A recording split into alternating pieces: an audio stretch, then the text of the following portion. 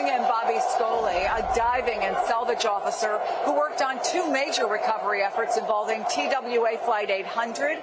That was back in 1996, and the USS Cole in 2000. Bobby, thank you for joining us. And I want to set the stage for what recovery crews are dealing with. So let me play some of what officials said at the press conference this morning. We have located the two aircrafts. The fuselage of the American airline plane was inverted. It's been located in three different sections. It's in about waist deep water. So that recovery is going to go on today. It's a lot of touch and feel in the different parts of the plane or in the helicopter, and the crash area is a little spread out.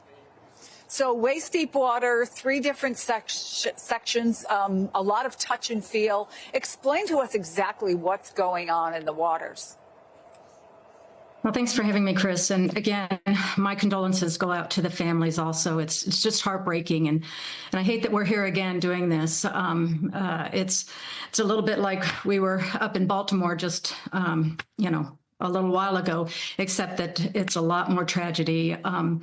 They're in shallow water, which makes it a little bit easier, but it's in the dark, cold waters of the Potomac, and they're dealing with current as well. And just as the chief said, it's a lot of touch and feel. So imagine you're in a dark room with all the lights off, and you just have to walk around in your cold diving suit, which is like being in your winter garments, your heavy winter coat and your heavy winter gloves, trying to maneuver around, but you're in your dive gear, breathing in either scuba or hard hat. And you're down there and you're looking as hard as you can, working as hard as you can, because your primary mission is to recover those victims for those families. And you have with the three debris fields, you're looking in different areas with razor sharp metal from where the aircraft broke apart, which again is a hazard to the divers, and all that aviation wire coming off the aircraft, which is which is a cause of fouling for the divers. So, of course, it's a little bit hazardous for the divers, but the mission, the primary mission is recovering those victims, and that's what they're down there to do. So they got a little bit of better weather today. The sun has been shining, at least on and off.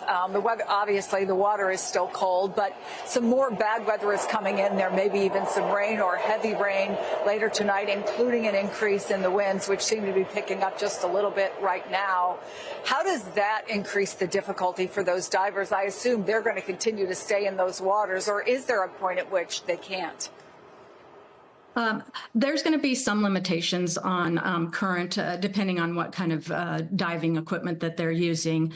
I suspect that they're going to operate as long as they can, depending on the temperatures. The part of the problem is the conditions on the surface for the people that are in those boats that are tending the divers or supporting the divers. As the temperatures drop, and we all know what the conditions are in DC as the temperatures drop and the winds pick up, is that the conditions for those people supporting the divers are going to get pretty bad. And at some point, they're going to have to make the call of how long they can keep those people out there without having to bring them back to shore and possibly rotating them out to warm them up or to take care of them. They're going to have foul weather gear and work as long as they can. But those are the type of things that the supervisors, the leadership, are going to have to decide.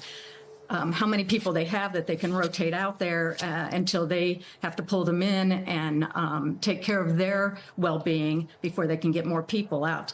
I'm sure they have a lot of first responders that they're going to rotate through and try to keep operations going as long as possible.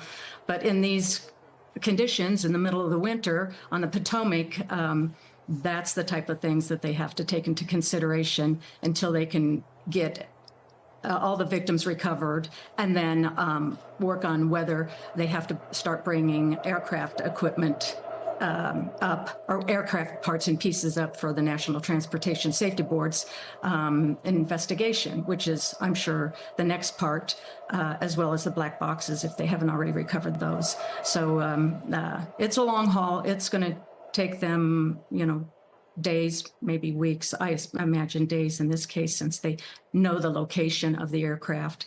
The current could become an issue too if some of the victims have been broken free of the aircraft.